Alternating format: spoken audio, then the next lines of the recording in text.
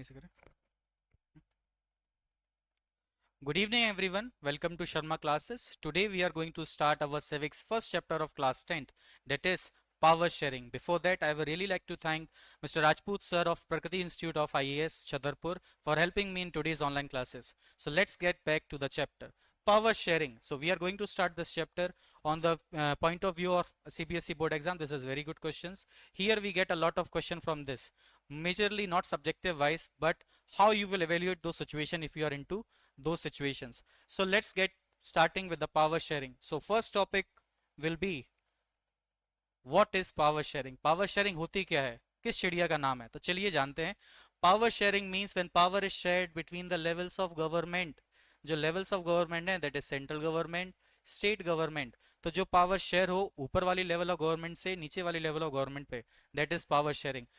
ठीक.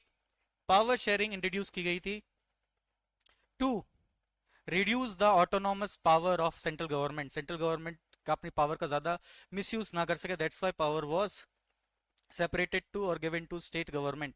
Now here in this chapter we are going to discuss about two cases. First one is case of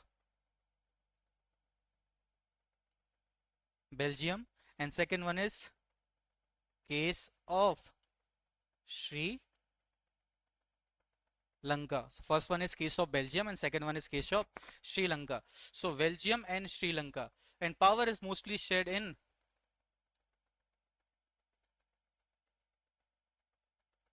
federal form of government. What is federal form of government? Where there are two levels of government, where there are two tiers of government, that is central government, state government. But where we take the case of India, India के case में क्या है, ज्यादा diverse population और ज्यादा diversity होने की वजह से power is mostly shared into three tiers. तीन टीयर्स में पावर शेयर होती है, that is central government, state government and local level government. So these powers are mostly shared. Central में शेयर होती है, फिर स्टेट में, और lastly coming to the local level government. So coming the case of India,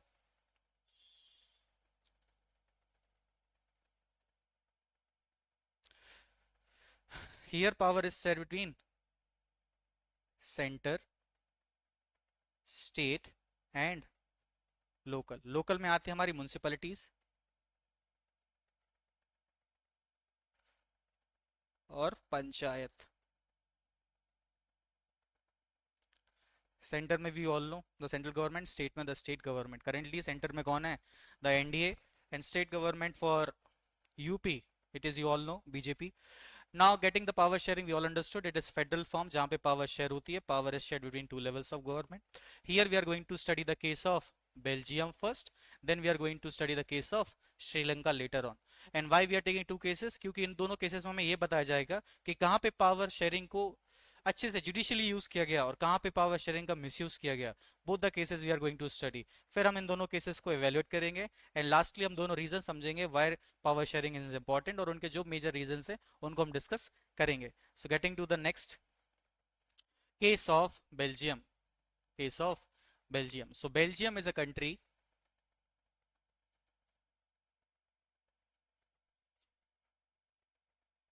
of Europe. This is a country of Europe, और इसका जो capital है दैट इज ब्रसल्स. इसका जो कैपिटल है दैट इज ब्रसल्स. तो ये है ब्रसल्स यहाँ पे, this is Brussels. Brussels is the capital here. Now Belgium का केस स्टार्ट करने से पहले हम उसके समझेंगे ethnic composition. What is ethnic composition of Belgium. Ethnic composition का मतलब है किस तरीके के लैंग्वेज वहां पे, किस तरीके के लैंग्वेज स्पीकिंग पीपल वहां पे रहा करते थे. What were the cultures, what were the customs, we are going to discuss about that. So firstly we are going to write ethnic composition of Belgium. So what was ethnic composition of Belgium? So this region that we are seeing, this region was Dutch speaking. Dutch speaking region था, this was Dutch speaking region. और Dutch speaking कितने थे,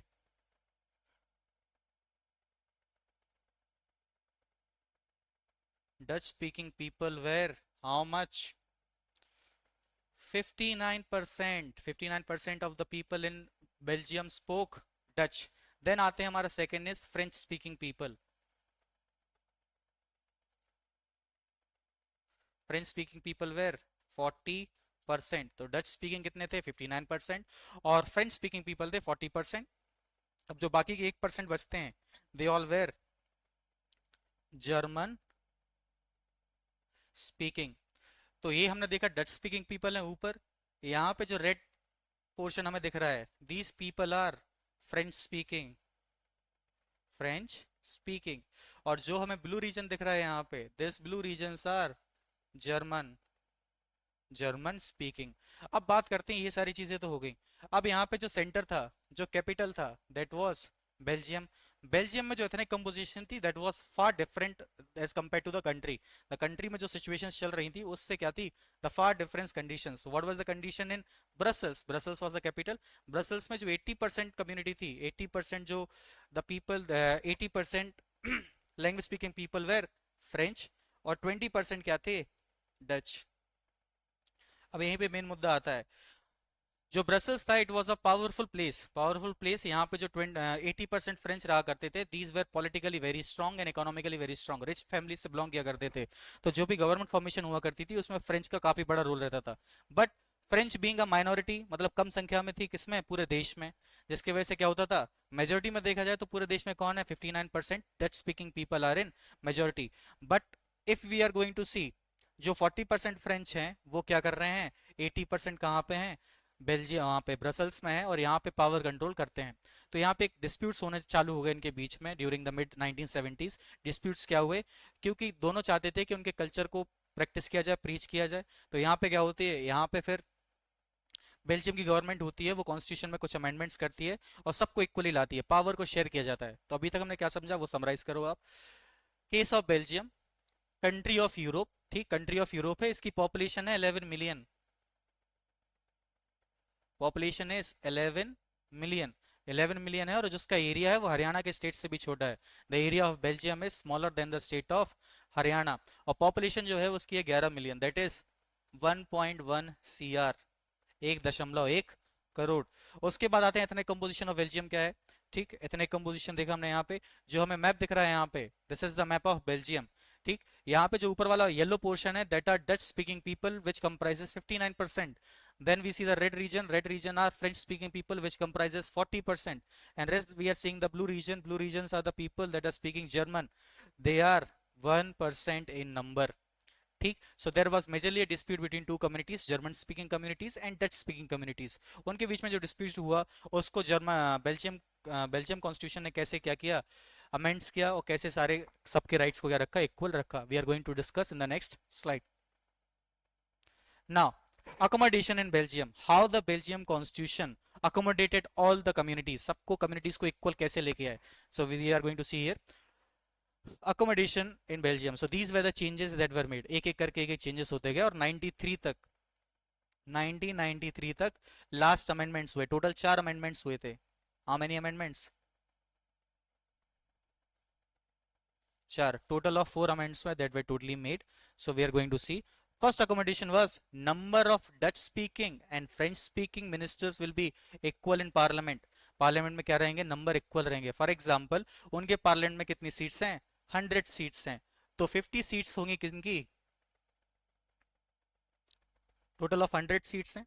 how many seats, total of 100 seats, तो उसमें कितनी होंगी, 50% of Dutch and 50% of French speaking, 50% of Dutch speaking and 50% of French speaking. तो ये हो गया, इक्वल नंबर्स रहेंगे, मतलब कोई पार्लियामेंट फॉर्म हो रहा है, कोई पार्टी फॉर्म हो रही है, तो उसमें क्या रहेंगे, इक्वल नंबर ऑफ मेंबर्स रहेंगे, दैट इज आधे आधे रहेंगे, आधे फ्रेंच कम्युनिटी से और आधे डच कम्युनिटी से, जिससे कोई भी मतलब अपनी मेजोरिटी प्रूव ना कर पाए, कोई भी गलत डिसीजन न ले पाए एक कम्युनिटी के फेवर में।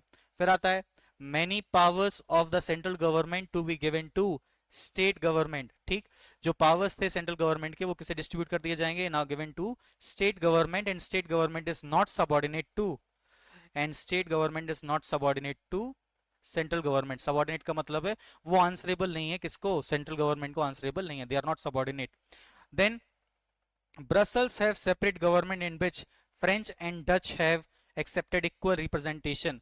तो जो ब्रसल्स में गवर्नमेंट बनी वहां पे दोनों ने क्या किया, दे बोथ एक्सेप्टेड, दोनों ने क्या किया, एक तरीके से ट्रीटी बोल सकते हैं, वो किया कि दोनों इक्वली क्या करेंगे, सीट्स को शेयर करेंगे, कहाँ पे, ब्रसल्स में। तो सेंट्रल गवर्नमेंट भी सीट्स क्या हो गई थे, शेयर 50-50% सीट शेयर्स। तो वैसे ही कहाँ पे हुआ, जो स्टेट गवर्नमेंट थी, ब्रसल्स में गवर्नमेंट जो फॉर्म हुई, वहां पे भी क्या हो गया, वहां पे भी 50% क्या हो गया, डच, एंड 50% क्या हो गया, French. 50% Dutch and 50% French. Coming to the last one, very important one, star लगा लो इसे, ये पूछा जाता है हर बार। ठीक, what is this, formation of new community government. एक न्यू कम्युनिटी गवर्नमेंट बनाएगी जो किन टॉपिक्स पे बात करेगी, एजुकेशन पे, कस्टम पे, कल्चर पे। सो एक अलग से कम्युनिटी गवर्नमेंट फॉर्म की गई जो क्या करेगी, एजुकेशन पॉलिसीज को फिगर आउट करेगी। और इसमें भी क्या थे, सब कम्युनिटीज के मेंबर को साथ में लिया गया था, जैसे कोई एक कम्युनिटी अपना कल्चर दूसरे पे जबरदस्ती इम्पोज ना कर सके, इक्वली सब लोग रहें, so they can discuss properly and implement the changes that are going to happen. So this was the case of, we can talk about Belgium. Belgium में भी क्या क्या पढ़ा, पहले तो what we have studied in Belgium. First case of Belgium, country was in Europe. Then ethnic composition of state 59%, 40%, and rest 1%. Population is 11 million and it is smaller, जो area है उसका, that is smaller than the state of Haryana. उसके बाद हम लोगों ने पढ़ा accommodation, what were the changes that were made. Accommodation was first one, 50-50% seats shares in the central government. जो सेंट्रल गवर्नमेंट है उसमें 50-50% सीट्स क्या होंगी, शेयर होंगी दोनों की। फिर जो सेंट्रल गवर्नमेंट थी वो पावर शेयर करेगी किसको, the power will be given to state government, और स्टेट गवर्नमेंट आंसरेबल नहीं है जो भी वो डिसीजन ले। ठीक, और जो स्टेट गवर्नमेंट को पावर दी गई थी, it was majorly given in two portion, दो जगह पे दी गई थी, two regions, and state is not subordinate to central government, central government के सबॉर्डिनेट नहीं है, that is not subordinate to central government. Okay, उसके बाद आते हैं formation of new community government. जो न्यू कम्युनिटी गवर्नमेंट थी वो क्या हुई, यहाँ पे फॉर्म हुई न्यू कम्युनिटी गवर्नमेंट। और कम्युनिटी गवर्नमेंट का मेजर काम क्या था, जो एजुकेशन पॉलिसीज हैं उनको फिगर आउट करें और उनको इम्प्लीमेंट करें। So this was the case of Belgium. Now coming to the case of Sri Lanka. सो बेल्जियम में हमने क्या देखा, बेल्जियम में we have seen a good type of power sharing, जहाँ पे सारे कम्युनिटीज क्या रही, खुश रही, every community was enjoying that power, और किसी भी कम्युनिटी को किसी भी तरह का वायलेंस यहाँ पे लेड नहीं हुआ due to power sharing, everyone was happy. So this was the good case. Now coming to the bad case. Bad case क्यों, अभी समझेंगे इसमें। So coming to Sri Lanka, we are very familiar with the name Sri Lanka, क्योंकि हमारा पड़ोसी देश है, we are very familiar to this nation. ठीक, श्रीलंका। सो श्रीलंका की सबसे पहले समझेंगे एथनिक कॉम्पोजिशन, एथनिक कॉम्पोजिशन मतलब कौन कौन किस किस कल्चर का रहता करता है। यहाँ पे लिखा हुआ है पहले से, Sinhalese, Sri Lankan Tamils, Indian Tamils and Muslims. इसके साथ एक और जोड़ लो, क्रिश्चियंस भी रहा करते थे। ठीक, Christian were mostly English speaking, Sinhala speaking, they all were belonging to each other, सबको बिलोंग किया करते थे। Now coming to the communities ethnic composition. सबसे पहले इसमें आते हैं सेनालीज। सेनालीज वेर 74%, 74% वेर सेनालीज, जो भी थे तो सेनालीज कितने थे, 74%। उसके बाद आते हैं तमिल्स पे। तमिल्स कितने थे, टोटल 18%। ठीक, टोटल तमिल जो अकोमोडेट हुए वो 18% हुए। तमिल्स का फिर ब्रेकडाउन हुआ, जो 18% थे उनमें से क्या हुआ, 12% एंड 6%। 12% जो थे वो थे श्रीलंकन तमिल्स, श्रीलंकन तमिल्स। उसके बाद जो 6% थे देवर इंडियन तमिल्स। अब जो इंडियन तमिल्स थे, श्रीलंकन तमिल्स थे, इन्हीं में से कुछ मुस्लिम्स भी थे, देवर मुस्लिम, देवर मोस्टली हिंदूज एंड मुस्लिम। उसके बाद आते हैं 7% क्रिश्चियन, और जो बाकी 1% बच गया उसमें लिखेंगे अदर्स। उसमें क्या लिखेंगे, others. So this was ethnic composition of Sri Lanka. Ethnic composition Sri Lanka क्या था, सेनालीज 74%, तमिल्स 18%। बट तमिल्स में कितने टाइप्स थे, तमिल में we had two types, one is 12% and one is 6%। 12% कौन थे, श्रीलंकन तमिल, जो श्रीलंका के ही नेचुरल निवासी थे, मतलब निवासी कहाँ के थे, श्रीलंका के। इंडियन तमिल्स वे द पीपल जिनके फोर फादर्स कहाँ से आए थे, तमिल से शिफ्ट किए थे एज एंडेंजर्ड लेबर। उन्हें लेबर के द्वारा, इंडेंजर्ड लेबर के द्वारा आया गया था, either in search of work they shifted to a better country at that time जो उन्हें लगी। श्रीलंकन तमिल्स फिर 1% पे आते हैं, 1% वी गेट रेस्ट ऑल, और 7% पे आते हैं Christian. Christian were all English speaking communities. So this was the ethnic composition. Ethnic composition क्या था? Sinhalese 74, Tamils 18%, out of Tamils that were 12% Sri Lankan Tamils, 6% Indian Tamils, 7% were Christian and 1% rest all. Now we can see in the map जो dots बने हुए हैं, सेनालीज जो orange, जितना भी orange colour दिख रहा है, दीज आर सेनालीज। ये कितने हैं? सेनालीज हैं। फिर जो येलो कलर दिख रहा है, दीज आर श्रीलंकन तमिल्स, ये वाला रीजन, ये क्या है? सारे श्रीलंकन तमिल्स। इंडियन तमिल्स क्या है? ये जो बीच कंट्री में रेड रेड दिख रहे हैं, ये the red mark, these are Indian Tamils. Lastly Muslim, small small dots में आपको पूरे कंट्री में मिल जाएंगे throughout the periphery of Sri Lanka. So these was the ethnic composition. अब एथनिक कंपोजिशन समझ ली। अब बात यहाँ पे क्या हुई? व्हाट वाज द केस, कि ऐसी चीजें क्या हुई यहाँ पे जिन्हें फिर दिक्कत आन खड़ी पड़ी। तो पहले श्रीलंका के बारे में समझेंगे। Sri Lanka was country which got independence in 1948। तो इसे फ्रीडम कब मिली? 1948 में। This is the important point two remember. Sri Lanka got freedom इन 1948। ठीक, 1948 में हुआ, और 1956 में सेनालीज को यहाँ की नेशनल लैंग्वेज बना दी गई। सो 1956 we can write it in the next page. So in 1956 Sinhalese was declared as national language. तो सेनालीज को नेशनल लैंग्वेज बना दिया गया ना। सेनालीज पीपल वेर हाउ मच? 74%, और उसको नेशनल लैंग्वेज बना दिया। Now the people, Tamil people, Sri Lankan Tamils and Indian Tamils, ये दोनों क्या थे? ये दोनों यहाँ पे क्या हो गए? बहुत ज्यादा घबरा गए। क्यों? बिकॉज इनकी लैंग्वेज को रिकॉग्नाइज नहीं किया गया by the government of Sri Lanka. So they were very feared out, very suppressed. ठीक, और यहाँ पे एक टर्म यूज हुआ है, the term it was used here, that was majoritarianism. What does majoritarianism means? Belief that the majority community should be able to rule a country in whichever way it wants by disregarding the wishes and needs of the minority. मतलब जो majority community है वो कैसे भी country पर rule करे, और जो माइनॉरिटी है उनकी विशेष का कुछ भी हो, उनके कोई भी केयर नहीं है। But a majority community can rule a country however it मेड्स वांट्स। मतलब जो जनसंख्या में ज्यादा है, जिसकी कम्युनिटी ज्यादा है, वो किसी भी तरीके से रूल करे। That was majoritarianism. It was in Sri Lanka. और एक इनको फेवर करते थे जो मेजोरिटी कम्युनिटी थी। And which was majority community? It was Sinhalas. Sinhalas और Sinhalese, it was majority community. तो यही हुआ यहाँ पे, मेजोरिटी कम्युनिटी को फिगर आउट किया। 1956 में जब नेशनल लैंग्वेज बन गई, तो तमिल पीपल ने भी मांग की कि हाँ, तमिल्स को भी क्या दो, आप कुछ लैंग्वेज रिकग्निशन दे दो। नेशनल लैंग्वेज नहीं तो आप ऑफिशियल लैंग्वेज रिकग्निशन दे दो, कि मान लो कि तमिल भी हमारी एक लैंग्वेज है। बट वो भी नहीं हुआ। Later on,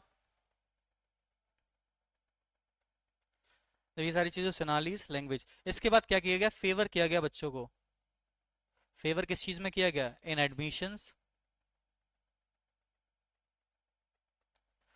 plus in jobs. Admission and jobs में प्रेफरेंस दिया जाता था to the Sinhala community members. जो सेनाली कम्युनिटी के मेंबर्स हुआ करते थे, they were given preferences. Preferences मतलब ये दो लड़के हैं, ठीक, one is Sinhala and one is Tamil. दोनों कहाँ पे आ रहे हैं? Both are coming to seek jobs. दोनों क्या आ रहे हैं? जॉब देखने आ रहे हैं। नाउ दिस इज एम्प्लॉयर, ये एम्प्लॉयर है, this is employer. Now whom he will select? जो श्रीलंकन गवर्नमेंट है, किसे सिलेक्ट करेगी? ऑब्वियसली, चाहे ये काम करता हो या ना करता हो, लेस डिजर्विंग हो, but he will be selected in the government, not this fellow. He is not going to be selected because he does not belong to Sinhala community. ये सिन्हाला कम्युनिटी से बिलोंग ही नहीं करते हैं, इसलिए इन्हें एक्सेप्ट ही नहीं किया जाएगा यहाँ पे। तो यही केस था जिसकी वजह से तमिल और हताश हो गए। फिर वो मांग करने पड़े किसके? अपने खुद का ईलम मांगने लगे। Eelam, what does the word Eelam means? Eelam means state. उन्होंने कहा भाई ऐसा है, हम नहीं रह सकते, हमें अपना स्टेट दे दो एक, तो तमिल्स लोग वहां पर जाकर रह लेंगे। ठीक, तो वो भी मांग क्या कर दी? ठुकरा दी गई। जिसकी वजह से क्या हुए? राइट्स हुए, दंगे वगैरह हुए, और यही धीरे धीरे राइट्स दंगे लेट करते गए सिविल वॉर को। एंड लास्टली इन 2008 एंड 2009 ये सिविल वॉर क्या हुए? एंड हुए। The civil wars ended. Civil war, civil war यहाँ पे क्या हुए? पूरे खत्म हुए। So this was the case of Sri Lanka, small case था। क्या था पहले एथनिक कंपोजिशन पढ़ी, एथनिक कंपोजिशन हमने क्या पढ़ी, 17.4% सेनालास, 18% वे तमिल्स जिनमें से 12% थे Sri Lankan Tamils, then 6% were Indian Tamils, 6% were Indian Tamils. उसके बाद 7% were Christians and 1% were others communities. जो अदर कम्युनिटीज थे वो कितने में थे, वो 1% में थे। इसके बाद आते हैं कम्युनिटीज इन श्रीलंका। ये मैप बनाया था, ये जो मैप था उनमें पढ़ा अपन ने। जो ऑरेंज रीजन है that is Sinhalas, yellow region is Sinhalas, yellow region is Sri Lankan Tamils, red region is, red region क्या है हमारा, red region is Indian Tamil जो बीच में है, and the blue blue dots you see everywhere these are Muslims that are living. उसके बाद हम लोगों ने पढ़ी प्रॉब्लम क्या हुई। तो 1948 में जब श्रीलंका को फ्रीडम मिल गई तो उसके बाद 1956 में सिनाला को नेशनल लैंग्वेज घोषित कर दिया गया वहां का। Sinhala was made the national language. तो जब सिनाला को नेशनल लैंग्वेज बना दिया गया तो उसके बाद कुछ फेवर्स होने लगे to the students of Sinhala communities. What were these favours, तो जो भी एम्प्लॉयर हुआ करते थे they use to prefer Sinhala student, हालांकि वो डिजर्विंग हो या डिजर्विंग ना हो, दे वेर प्रेफर्ड, उन्हें प्रेफर किया जाता था। उसके बाद जो तमिल स्पीकिंग पीपल थे, the Tamil speaking people they were rejected, चाहे वो डिजर्विंग हो, इसलिए उन्हें रिजेक्ट कर दिया जाता था। उसके बाद टेंशन्स और बढ़े दोनों कम्युनिटीज के बीच में, सिनालास में एंड तमिल्स में। फिर ईलम की मांग की गई, ईलम वाज स्टेट, इलम की मांग की तो इलम की मांग भी क्या कर दी, उन्होंने रिजेक्ट कर दी। द डिमांड फॉर इलम was also rejected. Later on फिर क्या हुआ, स्मॉल स्मॉल टेंशन और राइट्स अराइज, जो राइट्स हुए, दंगे हुए, वो अराइज हुए यहाँ पे, और लेट करके वो एक सिविल वॉर को जो दो कम्युनिटीज के बीच में हुआ, which costed the lives of many people and tensions and harmony, and जो इकोनॉमी की ग्रोथ हो सकती थी वो भी नहीं हुई इन राइट्स और दंगों के वजह से। लेटर ऑन 2008 और 2009 में ये सारा सिविल वॉर क्या हुआ, come to an end this all came to an end. So this was the case of Sri Lanka. ये किसका केस था, श्रीलंका का केस हमने पढ़ा था। उसके बाद आते हैं हमारे दो टॉपिक्स आते हैं लास्ट में, ये अपन ने पढ़ लिए, दो केसेस थे जो मेजरली दो केसेस थे वो पढ़ लिए। इसके बाद आते हैं types of power sharing, types of power sharing. Power sharing कितने तरीके की होती है, यहाँ पे जो बताई गई है वो चार तरीकों की आपके एनसीईआरटी में दी गई है। NCERT it is given of four types.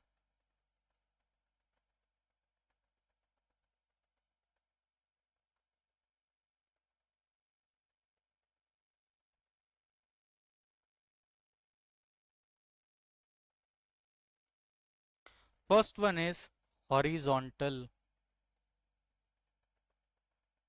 Second one is vertical, third one is community government, and fourth one is political parties.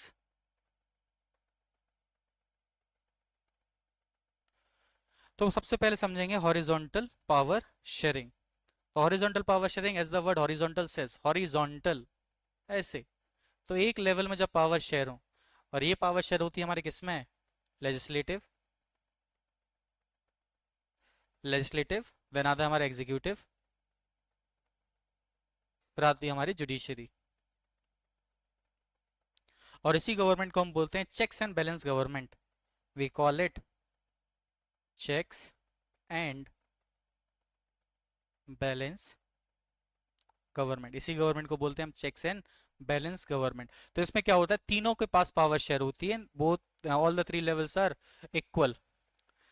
Equal मतलब किसी भी, ये तीनों सेम पावर प्रैक्टिस करते हैं अपने अपने टेरिटरीज में, मतलब अपने अपने जो इनके इंटरेस्ट हैं। जैसे जुडिशियल, जुडिशरी में देखती है जुडिशियल फंक्शंस को, एग्जीक्यूटिव कॉन्स्टिट्यूशन वगैरह, लेजिस्लेटिव द फॉर्मेशन, जो भी बिल्स वगैरह पास हुए, अमेंडमेंट्स हुए, वो सारी चीजें यहाँ पे ये लोग देखते हैं। फिर आते हैं इसी को चेक्स एंड बैलेंस गवर्नमेंट बोला जाता है। तो ये हो गया हॉरिजॉन्टल वाला, खत्म हो गया अपना। लेजिस्लेटिव क्या होते हैं, विच फॉर्म्स द लॉस, हमारे दोनों houses, Lok Sabha Rajya Sabha. Executive our beloved president. Then आते हैं जुडिशरी में the houses of courts, supreme court, apex court बोलेंगे अपन। So this was horizontal power sharing. तीनों के पास एक पावर रहे, कोई भी पावर अपनी प्रैक्टिस नहीं कर सकता इसी के ऊपर, मतलब ये ज्यादा पावर शेयर नहीं कर सकता, मतलब पावर प्रैक्टिस नहीं कर सकता। एग्जीक्यूटिव अपनी ज्यादा पावर प्रैक्टिस नहीं कर सकता, जुडिशरी अपनी ज्यादा पावर प्रैक्टिस नहीं कर सकता। फिर आते हैं वर्टिकल। वर्टिकल का मतलब समझ सकते हैं ऐसे, टॉप से बॉटम जो पावर शेयर हो, टॉप से बॉटम पावर शेयर हो ऐसे। और जो पावर शेयर होती जाए, जब नीचे पावर आए तो उसके क्या होता है, कंसंट्रेशन थोड़ा थोड़ा कम होता चला जाए। तो यहाँ पे क्या आएगी हमारी सेंट्रल गवर्नमेंट, यहाँ पे आएगी स्टेट गवर्नमेंट, और यहाँ पे आएगी लोकल लेवल गवर्नमेंट। तो सेंट्रल गवर्नमेंट में कौन बैठते हैं, हमारे PM and the house of cabinets. State government कौन बैठते हैं, हमारे चीफ मिनिस्टर। देन आते हैं हमारे लोकल लेवल गवर्नमेंट में, तो यहाँ पे अगर म्यूनसिपैलिटीज है तो चेयरपर्सन बैठेंगे, अगर गांव है तो वहां पे क्या बैठेंगे, सरपंच या प्रधान जी हमारे। तो पंचायती इलेक्शंस विल बी हेल्ड। सो ये पावर शेयर की गई, ये पावर इसलिए शेयर की गई थी, मेजरली जो चीज थी लोकल लेवल गवर्नमेंट को लाने के लिए, the people at ground level understand the problem better as compare to the people sitting on the top. इसका मतलब है अगर आप कहीं पर रह रहे हैं, for example you are living in Jhansi, तो जो मोदी जी हैं उन्हें दिक्कतें नहीं पता झांसी की। झांसी में जो लोग रह रहे हैं, द रिप्रेजेंटेटिव जो हमने इलेक्ट किया है, वो प्रॉब्लम्स को ज़्यादा अच्छे से समझते हैं। इसीलिए हमने रिप्रेजेंटेटिव बनाए हैं कि हमारी बात को जाके वो संसद में रखेंगे। वी हैव इलेक्टेड देम, हमने उन्हें इलेक्ट किया है कि हमारी प्रॉब्लम्स को जाके वो वहाँ पे रखें। इसीलिए पावर को शेयर किया गया। जो ग्राउंड लेवल पे है, गांव के लेवल्स पे है, तो वहाँ पे सरपंच होते हैं जो हमारी बात को ले जाए आगे तक। ठीक, कहाँ तक ले जाए, एमएलए तक ले जाए, और एमएलए चीफ मिनिस्टर तक ले जाए। अगर समस्या ज़्यादा गंभीर है then it can be taken on further level. तो ऐसी स्टेट गवर्नमेंट में है। लोकल लेवल गवर्नमेंट इसलिए इंट्रोड्यूस की गई थी कि बॉटम ग्रास रूट लेवल पे काम कराया जाए, जो प्रॉब्लम ग्रास रूट लेवल्स पे हो, ग्रास रूट लेवल्स पे ही खत्म कर दिया जाए, वो ज्यादा अराइज ना हो नेशन में। सो this was vertical power sharing. Community government हमने एग्जांपल पढ़ा था बेल्जियम वाले केस में। कम्युनिटी गवर्नमेंट्स क्या थी, कम्युनिटी गवर्नमेंट्स थी जो डिफरेंट कम्युनिटीज को साथ में लाके एक क्या बनाई, एक ऑर्गेनाइजेशन बनाई, एक ग्रुप बनाया, जो क्या लेगा, एजुकेशन पॉलिसी,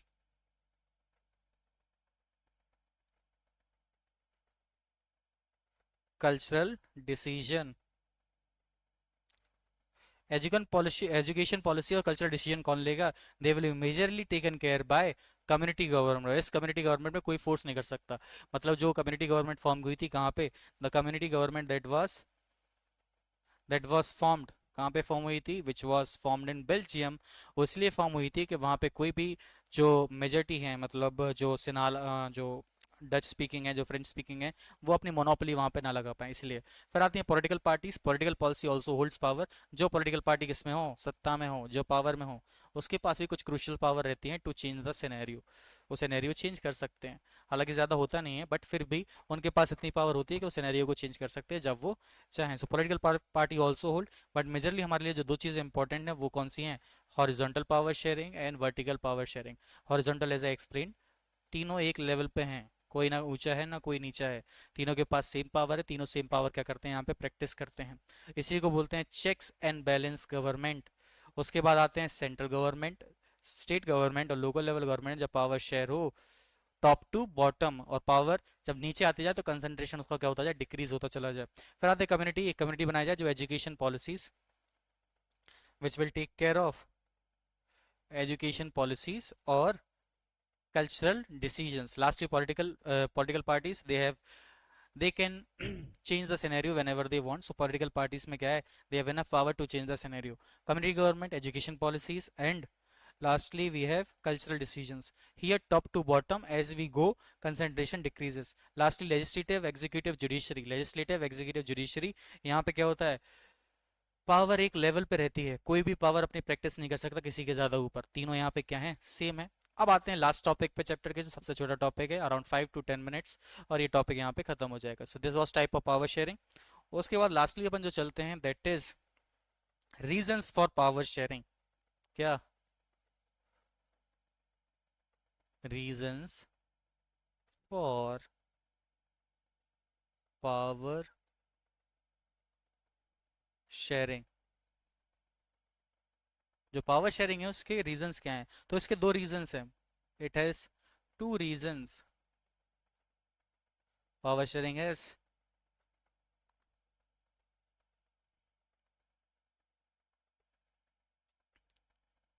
पहला आएगा prudential reason,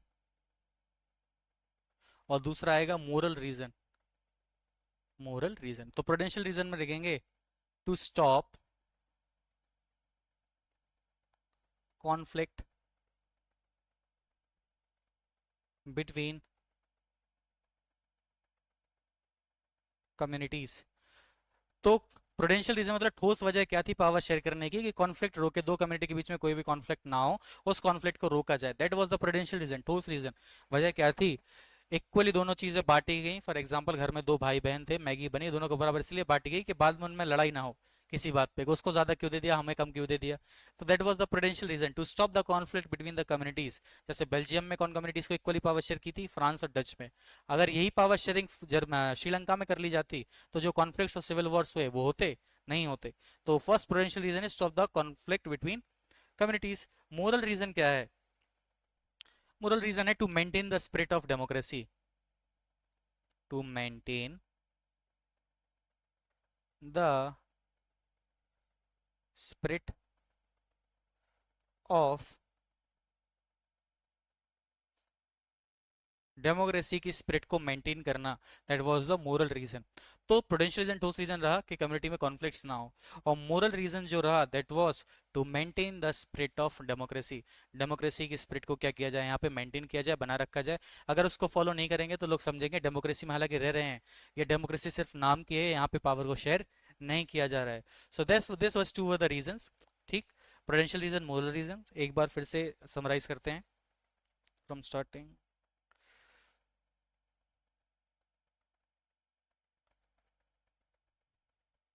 firstly power sharing भी समझ, फेडरल गवर्नमेंट में पावर शेयर होती है सेंटर से स्टेट में, बट हालांकि इंडिया के केस में एक पावर शेयर होती है तीन लेवल में, सेंटर, स्टेट और लोकल लेवल गवर्नमेंट। उसके बाद हम आए थे बेल्जियम का केस पढ़ा था, we have read the case of Belgium, Belgium में जो भी चीज़ें हुई।